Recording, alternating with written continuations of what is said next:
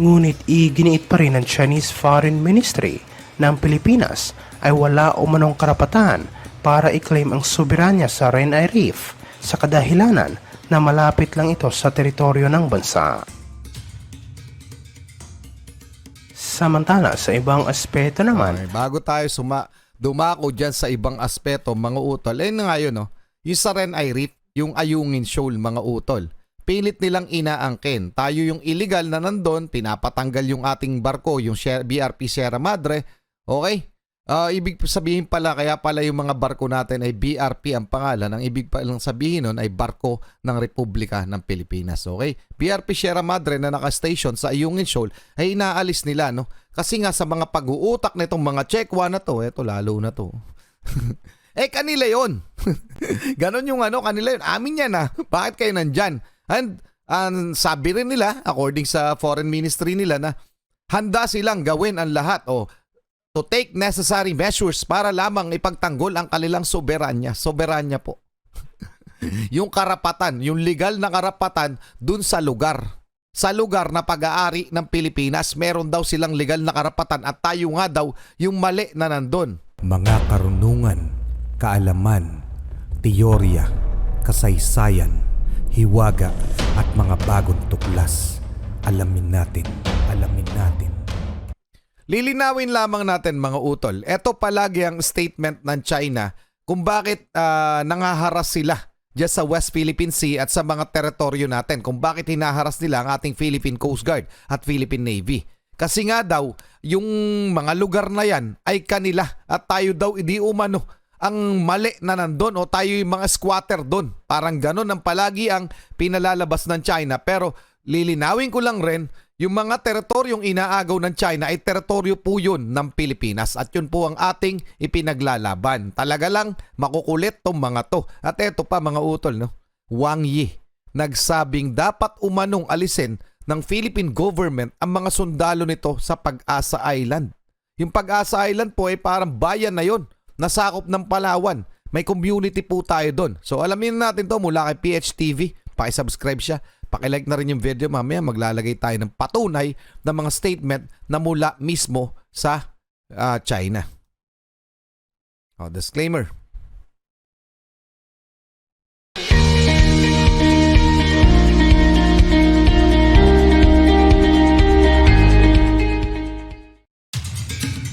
Yan si Wang Yi, no? Director ng Foreign Ministry nila yata yan, kung hindi ako nagkakamali.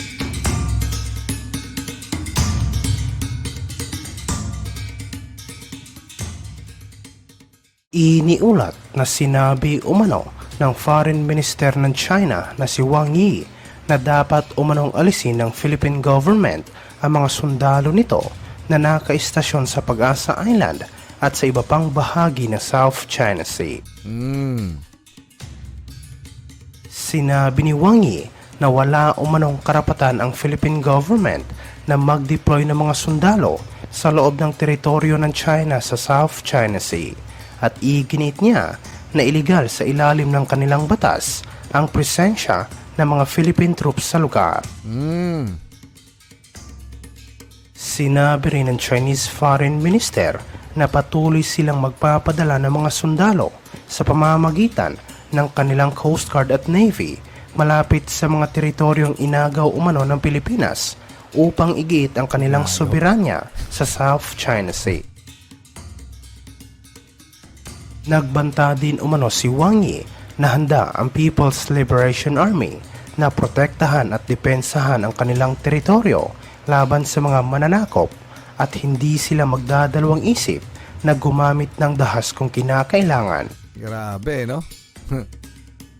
Iniulat ito matapos binalaan ng China ang Pilipinas laban sa mga ginagawa umunong provokasyon nito sa isang atol sa South China Sea na kung saan sinabi nito na mga naturang aksyon ay isang paglabag sa territorial sovereignty ng Beijing, lalong-lalo na sa international na batas. Yan matindi, no?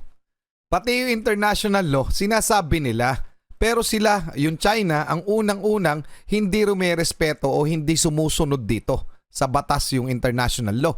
Ngayon, mga utol, ang palagian nilang iginigiit, kanila yan.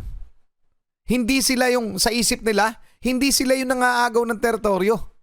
Tayo ang nangaagaw ng teritoryo. Yun yung pinalalabas nila at yun yung nasa isip nila. Mga delusional nga. 'Di ba nakakapikon? Palagian yan sa mga statement na nilalabas nila sa mundo o sa media.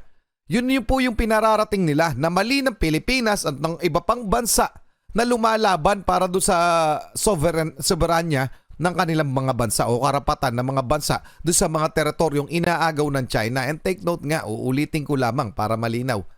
Ang feeling ng China, kanila yon. Yung mga teritoryo na yon at tayo yung nangaagaw sa kanila ng teritoryo. Mamaya titingnan natin yung article tungkol dito, okay? Talay na muna natin. Naaabwisit lang, diba? Sinabi ng Foreign Ministry ng China sa isang pahayag ng teritoryo ng Pilipinas ay tinukoy na isang serye ng mga international na kasunduan at ang Renai Reef ay hindi kailanman naging bahagi ng teritoryo ng nasabing bansa. Sa nakalipas na mga buwan, ang Pilipinas ay nagpadala ng mga supply para sa mga tropa nito na nakatalaga sa isang World War II era na Navy ship sa Second Tama Shoal na nag-udyok naman sa Chinese Coast Guard na paulit-ulit na mag-deploy ng mga vessel para harangan ang mga ginagawang resupply mission. Inaangkin ng China ang soberanya ng halos buong South China Sea gamit ang sinasabi nitong 9-line map na kung saan sinakop ng komunistang bansa ang mga exclusive economic zone ng Vietnam, Pilipinas, Malaysia, Brunei at Indonesia. Tama. Sinabi ng Permanent Court of Arbitration sa naging desisyon nito noong 2016 ng 9-line map ng China ay walang legal na batayan at ang Ayungin Shoal na kung saan tinawag ng China bilang Renai Reef ay bahagi ng EEZ ng Pilipinas. Yan yung malinaw mga utol. Ngunit iginiit pa rin ng Chinese Foreign Ministry ng Pilipinas ay wala umanong karapatan para i-claim ang soberanya sa Renai Reef sa kadahilanan na malapit lang ito sa teritoryo ng bansa. Samantala sa ibang aspeto naman, Okay, bago tayo dumako dyan sa ibang aspeto mga utol, na nga yun, yung sa Renai Reef, yung Ayungin Shoal mga utol, pilit nilang inaangkin. Tayo yung illegal na nandun, pinapatanggal yung ating barko, yung BRP Sierra Madre. Okay? Ibig sabihin pala, kaya pala yung mga barko natin ay BRP ang pangalan. Ang ibig palang sabihin nun ay barko ng Republika ng Pilipinas. Okay? BRP Sierra Madre na nakastation sa Ayungin Shoal ay inaalis nila, no? Kasi nga sa mga pag-uutak nitong mga Chekwa na to, eto lalo na to. Kanila yon. Ganon yung kanila yun. Amin yan Bakit kayo nandyan? And sabi rin nila, according sa foreign ministry nila, na handa silang gawin ang lahat to take necessary measures para lamang ipagtanggol ang kanilang soberanya. Soberanya po. Yung karapatan, yung legal na karapatan dun sa lugar. Sa lugar na pag-aari ng Pilipinas, meron daw silang legal na karapatan at tayo nga daw yung mali na nandun. Okay? I-check lang natin yung article tungkol dito mga utol sa pag-aangkin nila. Yung Renai Reef po, ang tawag nila sa Ayungin Shoal. Okay? At hindi lamang yun ang inaangkin nila Ilang bahagi ng Spratly Island, tinayuan pa nila ng artificial islands, pati yung Scarborough Shoal doon sa bahaging banda ng Zambales mga utol. Kasi nga, yung buong South China Sea ay inaangkin itong mga Chekwa na to. Inaangkin at sa utak nila kanila. Wala nang gamot, parang ganon, wala nang gamot. To check tong article ng pangaangkin, mga utol, yung statement. Meron tayong video niyan, may video ko niyan mula to sa DMA News Online, no. Philippine occupation o Pag-asa Island violates China sovereignty.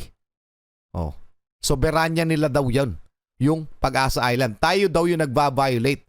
Tayo daw yung mali na nandun, says Foreign Ministry. Yun yung malinaw na sinasabi nitong mga Chekwa na to. Okay? Eto na Eto yung mismong pahayag nung spokesperson ng Foreign Ministry nila Eto. Teka lang, tanggalin lang natin to. Ayaw niya matanggal. Bakit ayaw mo matanggal? Ayaw niya. So paano? The Philippine side Side's illegal occupation of Songye Island. Yung Songye Island po, yung tawag nila sa Pag-asa Island. Okay? The Philippine side's illegal occupation of Songye Island has seriously violated China's sovereignty. Chinese Foreign Ministry spokesperson Mao Ning told a regular press conference on Monday using the Chinese name for Pag-asa Island. It is reasonable and lawful for Chinese warship to patrol the waters in Songye Island, near Songye Island, okay? O, kaya nila, gina-justify nga nila, ayan, it is reasonable and lawful for Chinese warship na magpatrolya doon sa lugar na iyon dahil kanila nga yun. So reasonable daw yung ginagawa nila at nasa tamang batas.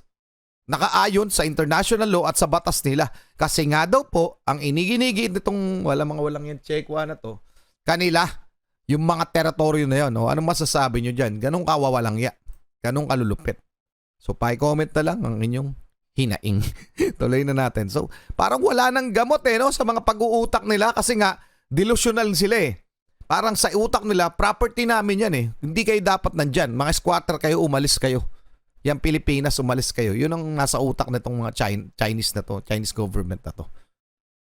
Okay, samantalang tayo, ang pinaglalaban natin, teritoryo natin, napakalapit sa atin yan at in-award sa atin yan, na pasok sa ating exclusive economic zone yan, aanin-an ko pa kung sana tayo na lumalapit o dumadayo doon sa mga pangpang o baybayin ng China at sinasabi nating atin yun. Hindi napakalayo sa kanila ng mga lugar na yan na kanilang inaangkin. Bakit nila nasasabing kanila yan? May mga tama nga sa utak. Okay, tuloy na muna natin. Iniulat na sinabi umano ng ilang general ng People's Liberation Army na tatradurin nila si Chinese President Xi Jinping kung ipipilit nito na makipagyera sa Estados Unidos at mga kaalyado nito sa Indo-Pacific region. Ayon sa isang hindi pinangalanan Chinese official na sinabi umano ng Vice Chairman ng Central Military Commission ng China na si General Zhang Yucha na wala umano siyang balak na sundin ang utos ni President Xi Jinping kung ipipilit nito na makipagyera sa US military at mga kaalyado nito. Sinabi niya na isa umanong malaking kahibangan na kalabanin ang US military na kung saan ay itinuturing bilang pinakamalakas na armadong puwersa sa buong mundo at higit pa dito, alam din niya na makakalaban nila ang mga kaalyado ng Estados Unidos. Wasak talaga yan pag napalaban. Inamin rin umano na nasabing Chinese general na kaya hindi nila magawang salakayin at atakihin ang Taiwan at agawin ang buong East China Sea at South China Sea ay dahil malaki ang posibilidad na makikialam at hahadlangan sila ng Estados Unidos. Iniulat ito matapos sinabi ni Defense Secretary Gilbert Chodoro na plano nilang aprubahan ang isang mahalagang security agreement sa pagitan ng Pilipinas at Japan bago matapos ang taon upang palakasin ang defense cooperation ng dalawang bansa sa gitna ng patuloy na pagtaas ng tensyon sa West Philippine Sea.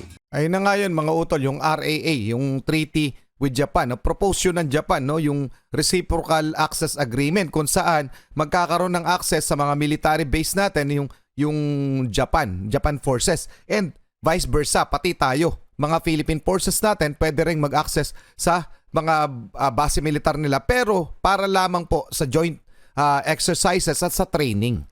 Okay, yun po yung nililinaw dun sa agreement na iyon na siyang tinututulan ng ilang senador natin. Anyway, aprobado na to sa Senado.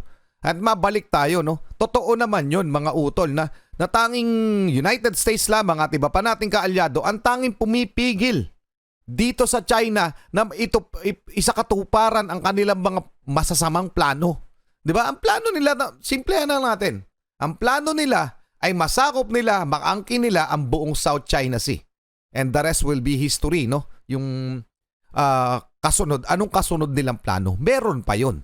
Pag nasakop nila ang South China Sea, may kasunod pa yan. Baka sakupin nila yung maliliit na bansa. Kasi ginagawa nila yun sa mga kapitbahay nila mga bansa, sa Bhutan, sa India, napakatagal na nung dispute nila. Napakarami nilang inaagawan ng teritoryo, hindi lamang tayo, tol. Hindi lamang tayo, mga utol. So ano masasabi nyo dyan? 'Di ba? Totoo yun. Yun na talaga yung naging kaugalaan ng netong mga to. Nagpapalawak sila na nagpapalawak. So, ang pumipigil sa Taiwan lang, kaya hindi nila masakop ng tuluyan dahil makikialam ang United States of America. Same goes with Philippines. Yun ang dahilan. Yun lang nakikita kong dahilan kung bakit hindi. Pero hindi sila titigil. Igigiit nila talaga yung kanilang gusto. Etong Chinese government na to. So ano masasabi nyo? Nang totoo rin yan mga utol, na malamang sa malamang, meron ng pagtatalo sa loob ng kanilang gobyerno. Diyan sa Communist Party of the China. China Communist, something like that, no? CCP, no? Malamang meron ng pagtatalo diyan dahil meron nga silang isang ambassador o foreign minister, kung hindi ako nagkakamali dati, na inalis nila at bigla na lang naglaho dahil nga liberated yung pag-uutak Gustong kumampi o sumang-ayon, makipagkasundo sa maraming bansa. Ayaw nila, so inalis nila yon.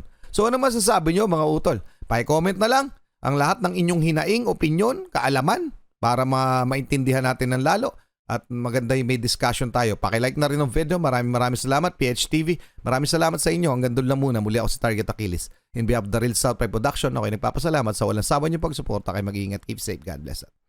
Saludo po sa inyo lahat. Maraming salamat po.